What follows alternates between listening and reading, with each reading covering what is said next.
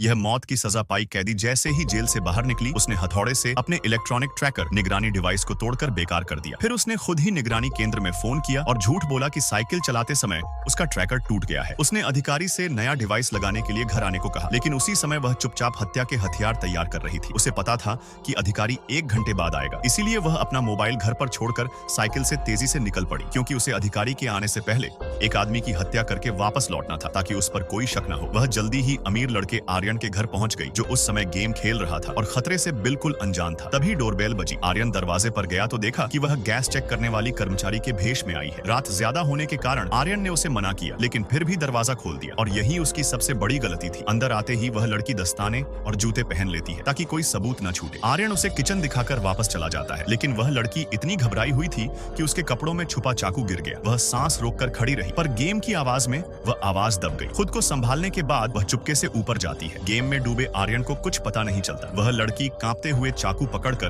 उसकी गर्दन पर वार करने ही वाली थी कि अचानक आर्यन मुड़ गया। वह डरकर पीछे हट गई। आर्यन को शक हुआ और उसने उसे ध्यान से देखा। तभी उसे याद आया कि वह लड़की पहले निगरानी केंद्र में उससे मिल चुकी है। पहचान होते ही वह लड़की घबरा गई और चाकू लेकर हमला कर दिया, लेकिन ताकत कम होने की वजह से आर्यन ने उसे गिरा दिया। आखिरी समय में उसने छुपा हुआ इलेक्ट्रिक शॉक हथियार निकाल लिया। आर्यन के बेहोश होते ही उसने उसे कसकर पकड़ लिया। दरअसल यह हत्या एक सौदे का हिस्सा थी। अगर वह यह काम पूरा नहीं करती तो उस पर पुराने अपराध का आरोप लगाकर उसे उम्र भर जेल में डाल दिया जाता और वह अपनी बेटी से कभी नहीं मिल पाती। इसलिए उसके पास कोई और रास्ता नहीं था। कुछ ही देर में आर्यन मर गया। उसने चाकू से उसके दिल पर वार किया, फिर उसके फोन से दादा को मैसेज भेजा कि वह घूमने जा रहा है और फोन बंद करके सड़क किनारे एक ट्रक में फेंक दिया। उसी समय निगरानी अधिकारी उसे कॉल कर रहा था, लेकिन फोन घर पर होने की वजह से किसी ने उठाया नहीं। हरी बत्ती होते ही अधिकारी उसके घर की ओर निकल पड़ा। उधर वह लड़की बारिश में तेजी से साइकिल चलाकर वापस लौट रही थी, लेकिन जल्दबाजी में लाल बत्ती नहीं देख पाई और मोड़ पर एक बड़े ट्रक से टकरा गई।